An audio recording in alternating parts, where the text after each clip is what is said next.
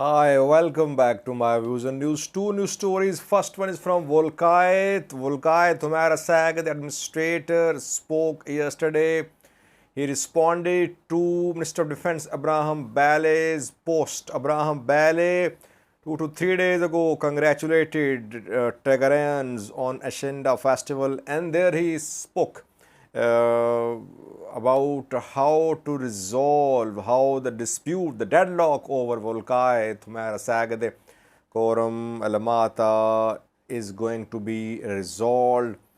The Volkai administrator seems to be rejecting the solution mentioned by Abraham Bale. Secondly, Eritrean President was once again more vocal than any other leader at BRICS summit in South Africa against US.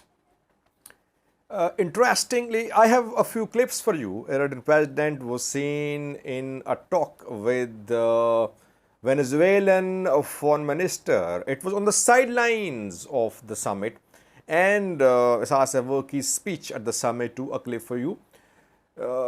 Now, Isaias Afwerki is openly naming US. Firstly, viewers, Wolkait, Humera, Sagade, Western Tigray, disputed territory between Tigray and the Amhara regions.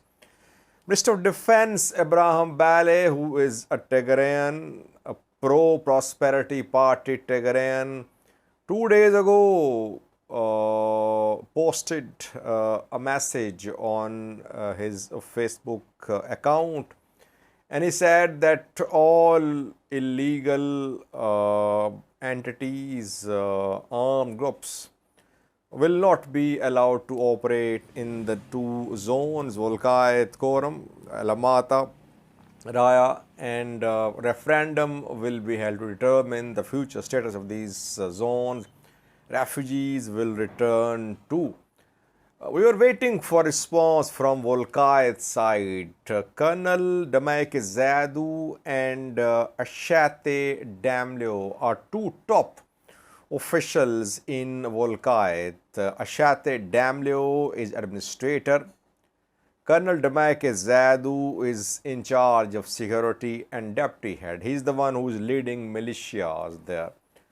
Ethiopian military has decided to disarm the militias to put an end to the provisional interim structure put in place, administrative structure put in place in Wolkait, Humera, Sagade, Raya, and Quorum. In southern zone, Quorum, Alamata, already the interim setup is being dismantled. As I reported yesterday, it's clear there that the military has taken control of Quorum and Ofla. And local government officials have been told to leave the area.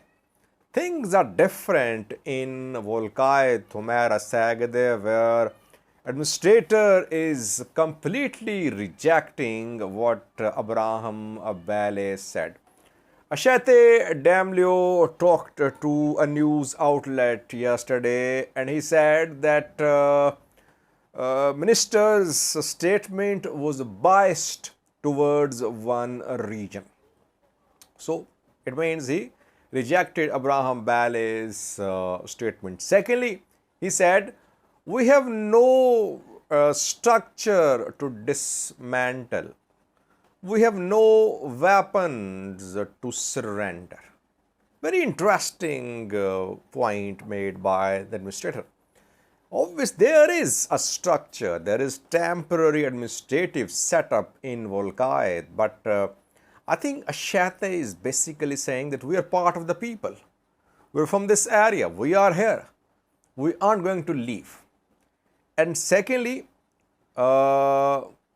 he seems to be saying there are no regular forces in the area. When he says there are no weapons, it means that weapons are owned by the people.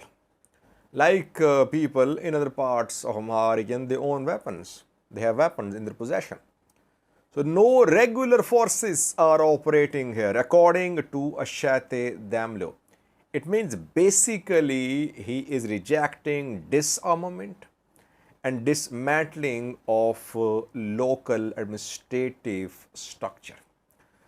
Wolkait, Omar Sagade could be a hard nut to crack for the federal government. I think military can take over, completely take over Koram, Elamat, Afla, etc. But in Wolkait, Omar Sagade, it could face resistance. Here, Eritrean role is also crucial. Will Eritrea stay neutral? Will it back the administrative interim setup here?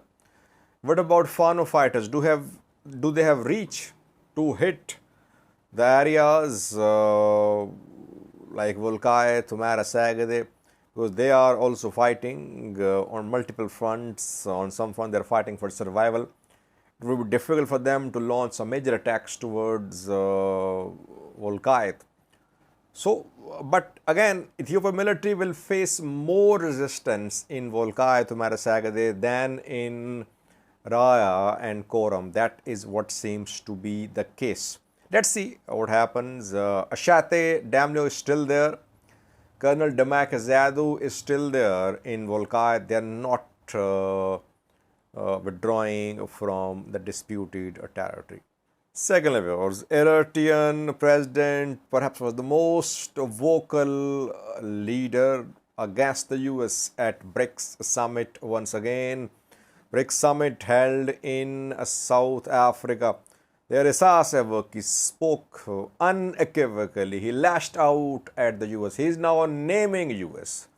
He is not using vague terms.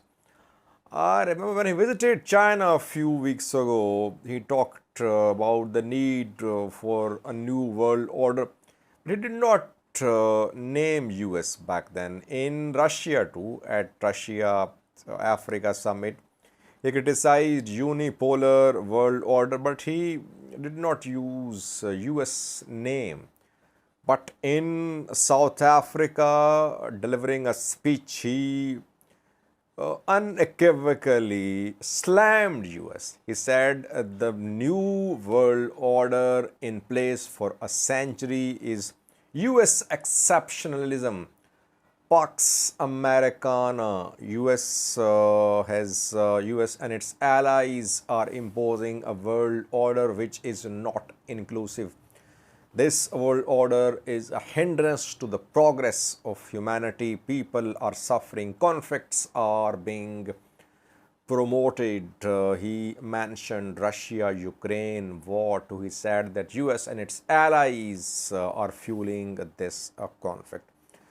And not only at the official summit, but on the sidelines of the summit too, he was seen talking to other world leaders, convincing them to continue the fight.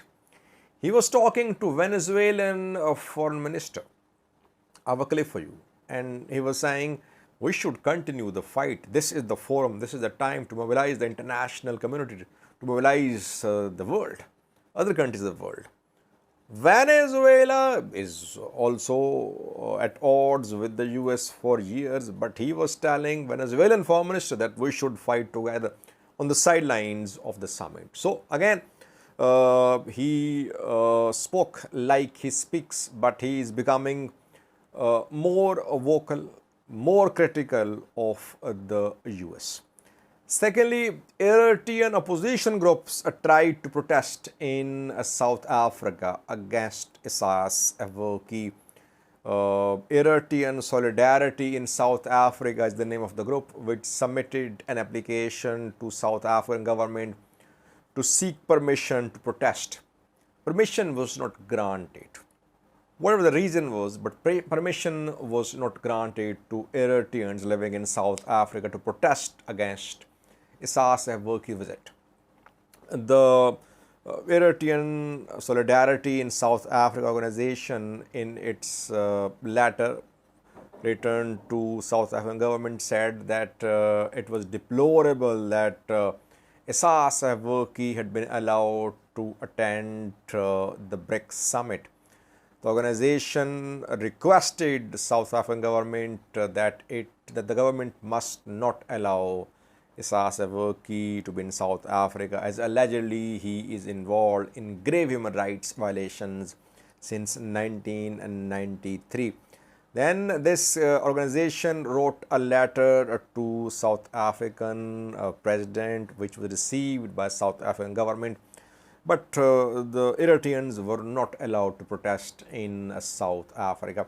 There is no big Eritrean opposition presence in South Africa. In other parts of Africa too, I think Eritrean opposition is not united. Maybe because freedom of expression is prohibited in most countries of Africa. But in Europe, in Canada, America, opposition is organized, getting organized, forming new alliances, formed Brigade Nihamidul last year. This organization, this structure is missing in Africa. So I don't think that South Africa would stop Isaias Afwerki from visiting. Two clips for you. First one shows Isaias Afwerki with Venezuelan foreign minister. The two meeting on the sideline. Isaias Afwerki urging him that the two should continue the fight against New World Order. Secondly, a clip from his speech at the summit, and you can clearly see that he is mentioning US by name now. Thank you for watching. Minister, I call it the minister. We will continue fighting. This is a good opportunity for us to mobilize the whole world to join the struggle. The flaws and deficits of the prevailing global governance architecture, whose defining features are dysfunctional, non-inclusive, and unfair rules and regulations, are too evident to merit emphasis.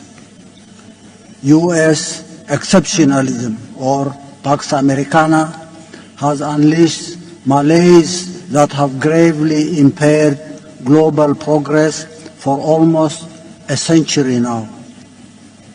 Bipolarity, ushered in after the end of the Second World War, and attempts to impose unipolarity in its sequel in the past 30 years have resulted in endless spiral of conflicts and perpetual instability.